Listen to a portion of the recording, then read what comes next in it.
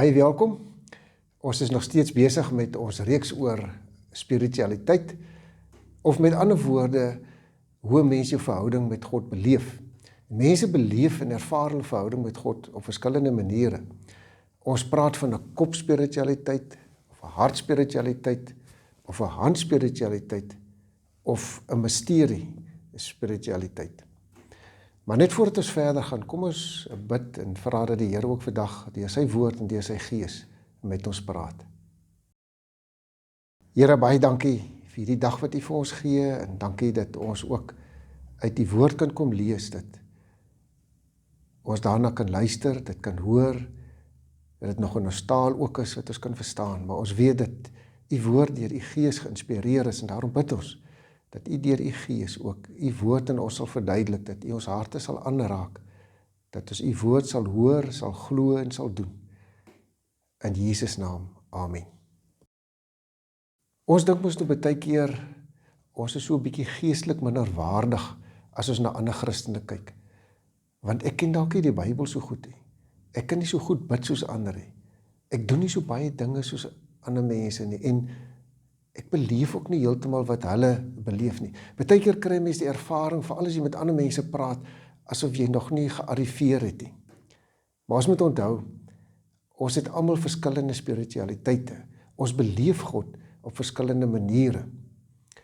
Ek het iets ervaar van hoe mens jou spiritualiteit beleef, en hoe mens ook jou gawes beleef, toe iemand eendag gesterf het, en ek by die weduwee kom, en toe ek instap by die huis, toe sien ek, hier sit iemand net by haar.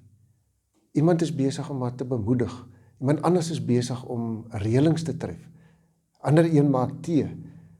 Ander staan by die voordeur en verwelkom die mense. En die ander een kyk weer na die honde. So het elkeen sy gawes en sy spiritualiteit uitgeleef. Elkeen het iets beleef van hoe hy vir die Here en hoe hy vir mekaar iets wil beteken. Maar dit is wonderlik as ons ook in ons eie stilte tyd die Bybel lees, dit oordink, die Here aanbid, en in die kerk saam met ander kom en die Here aanbid, na die woord luister, of in 'n klein groep, of wanneer ek sommer net op my eie kan stil raak voor die Here en sommer net sy teenwoordigheid beleef. Maar dis nie waar dit stop nie, daar is nog 'n ander spiritualiteit, en dis die handspiritualiteit, die doenkant, want daar is ook 'n doen gedeelte in ons geloof. Kom ons kyk wat sê Jakobus daarvan, in Jakobus 2 van vers 14 tot 26. Wat help dit my broers, as iemand beweer dat hy glo, maar sy dade bevestig dit nie? Kan so 'n geloof 'n mens red? Sê nou daar's 'n broer of 'n suster wat nie klere het nie, en dag vir dag honger ly. En sê nou een van julle sou vir hulle sê, mag dit met julle goed gaan, gaan trek julle warm aan en eet genoeg, maar julle gee nie vir hulle wat hulle nodig het, om van te lewe nie. Wat help dit dan? So gaan dit ook met die geloof, as dit nie tot dade oorgaan nie, is dit sonder meer dood. Maar iemand kan miskien sê, die een het die geloof en die ander het die dade. Goed, wys dan vir my jou geloof wat sonder dade is, en ek sal jou my geloof wys uit my dade. Glo jy dat daar net een God is? Dis reg. Die bose geeste glo dit ook, en hulle sidder van angs. Jou dwaas, wil jy 'n bewys hê dat geloof sonder dade nutteloos is? Ons voorvader Abraham het sy seun Isak op die altaar gelê. Is dit nie op grond van wat hy gedoen het, dat God hom vrygespreek het nie? Jy sien dus dat sy geloof met dade gepaard gegaan het, en dat dit eers deur dade volkome geword het. So is die skrif vervul wat sê, Abraham het in God geglo, en God het hom vrygespreek, en hy's 'n vriend van God genoem. Julle sien dus dat 'n mens vrygespreek word op grond van sy dade, en nie net op grond van sy geloof nie.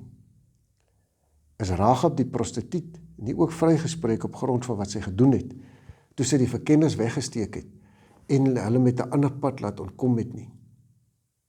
'n liggaam wat nie asemhaal nie is dood, so is die geloof wat nie tot dade kom nie, ook dood. Iemand met 'n kopspiritualiteit is iemand wat meer wil leer van die Bybel, meer wil weet, En die Bybel sê mos nou vir ons baie duidelik hoe ons verlos kan word en hoe ons die ewige lewe kan hê en hoe ons as verloste mense moet lewe. Paulus sê vir ons dat ons alleen uit genade deur ons geloof in Jesus Christus gered word en dat ons die ewige lewe nie kan verdien nie. Jakobus aan die ander kant kom sê vir ons dat hierdie geloof in Christus is nie genoeg as dit net by geloof bly nie. Daar moet iets gebeur met hierdie geloof. Dit moet oorgaan tot dade. Want hy sê anders is dit net 'n dooie geloof. Jou dade is eintlik die bewys dat jy werklik glo. En dan kom hy met 'n baie praktiese voorbeeld. En hy sê dit is asof ons nou hier Sondag in die kerk instap en net die voorkerk sê iemand, wie wat, gaan met my baie moeilik. Ek het nie eers kos in die huis nie. Is dit nie klere om aan te trek nie. En dan sê jy maar, ek sien, dit gaan swaar met jou. Dit gaan moeilik. Maar ek hoop regtig dit gaan beter. Ek hoop jy gaan klere kry om aan te trek en jy gaan kos kry en jy gaan versadig word. En dan draai jy om en jy loop weg. En dan sê Jakobus, hierdie klomp woorde beteken ons niks. Dis dooie geloof. Dis soos wanneer ons sê, ons het 'n verhouding met Jesus Christus. Ons is sy vriend, maar ons doen nie wat hy van ons vra nie. Dan is dit ook 'n dooie verhouding.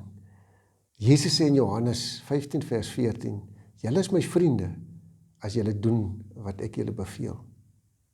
Abraham het die opdrag gekry, om sy seun Isak te gaan offer.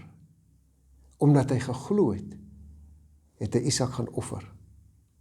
Ons lees van die duiwels, of die duiwel en die bose geeste wat ook glo, dat daar 'n God is. En hulle sidder, hulle bewe, hulle is bang. Maar dit maak nie 'n verhouding met God reg nie. Net so is dit ook nie genoeg as ons net glo dat daar 'n God is nie. Maar ons moet glo in Jesus Christus. En ons moet doen wat hy van ons vra. Want Jesus sê in Matteus 7 vers 21, nie die wat vir my sê, Here, Here, sal in die koninkryk van God ingaan nie, maar die wat die wil van my Vader doen wat in die hemel is. In Johannes 14 vers 15 sê Jesus, as julle my liefhet, sal julle my opdragte uitvoer. En dan vat hy het baie mooi saam in Matteus 7 vers 12. Hy sê, alles wat julle wil hê, dat mense aan julle moet doen, so moet julle ook aan hulle doen. Ons kom agter dat Jakobus baie oor die praktiese dinge praat. Maar hy praat eintlik oor praktiese Christendom. Hy's 'n praktiese teoloog. Hy praat oor hoor en doen en glo en doen. Want hy wil eintlik vir ons kom sê wat Jesus vir ons sê in Matteus, dat ons die sout in die lig vir die wêreld is. Dat ons as gelowiges die verskil in die wêreld moet maak. Dat ons nie net kan sê ons glo nie, maar dat ons ook moet doen dit wat ons hoor en dit wat ons glo. Jakobus sê vir ons in hoofstuk 1 vers 27, egte en suiwer godsdiens voor die Here is om weeskinders en weduwees na hulle om te sien in hulle moeilike omstandighede en jouself skoon te hou van die besmetting van hierdie wêreld.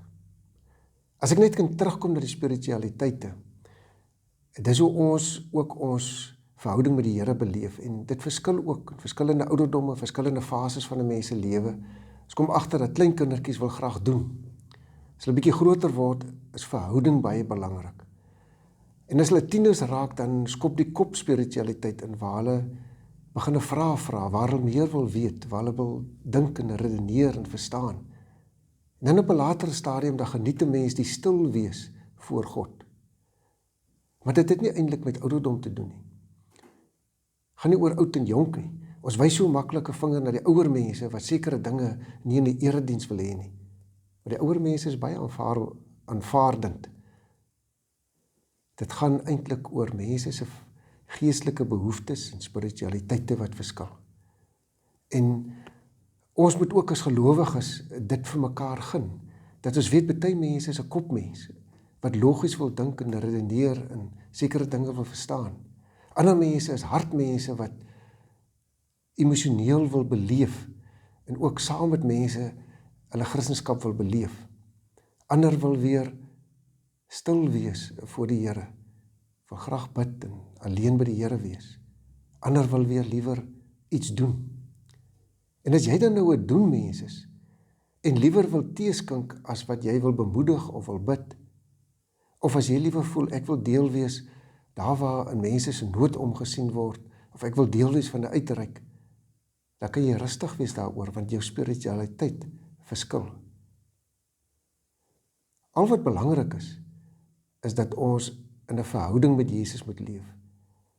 Dat ons gehoorsaam aan hom sal wees, dat dit wat ons glo, ook in ons lewe sigbaar sal wees. Dat dit wat ons by hom hoor, dat ons dit ook sal doen en sal uitleef. Sodat dit wat Jesus van ons vra in Matteus 5 vers 16, ook in ons lewe kan waar word. Daar waar hy sê, laat julle lig so voor die mense skyn, dat hulle julle goeie werke kan sien, en julle Vader wat in die hemel is, verheerlik word. Amen. Onse Vader wat in die hemel is, dankie dat ons U kan aanbid as ons Vader, as ons Skepper, as die een wat vir ons lief het, wat ons vrygespreek het, omdat ons in Jesus Christus glo. Dankie Jesus dat U ons verlosser is. En dankie O Heilige Gees dat U ons trooster is, dat U ons begeleier is, dat U by ons is, en die pad saam met ons stap. Dankie O Vader dat ons in U kan glo, dat ons in U Seun kan glo en in U Gees. Maar help ons om nie net te praat oor ons geloof nie, maar dat ons sal doen wat ons glo. Dat dit sal oorgaan tot dade, sodat medegelowiges die wêreld ook kan sien dat U 'n lewende werklikheid is. Dat ons ook 'n verskil in die wêreld om ons kan maak. Ons wil ook graag kom bid vandag vir Missie Japan, veral vir Stefan en Karina van wat daar betrokke is, U ook met hulle sal wees. Ons kom bid vir mense wat in oorloë betrokke is, in onenighede. Ons bid vir vrede en uitkoms. Ons kom bid vir mense wat siek is, wat eensaam, alleen is, mense wat U op 'n besondere manier nodig het, dat U ook vir hulle naby sal wees, en dat hulle U teenwoordigheid sal ervaar. Ons kom bid vir ons land, ons kom bid vir die wêreld, en vir die leiers, dat hulle ook tot insig sal kom, dat hulle U sal erken, en sal toelaat dat U ook hulle lewe beheer. Ons bid dit in die naam van Jesus Christus. Amen. Ontvang die seën van die Here, die genade van ons Here Jesus Christus, die liefde van God en die gemeenskap van die Heilige Gees sal met u wees en bly. Amen.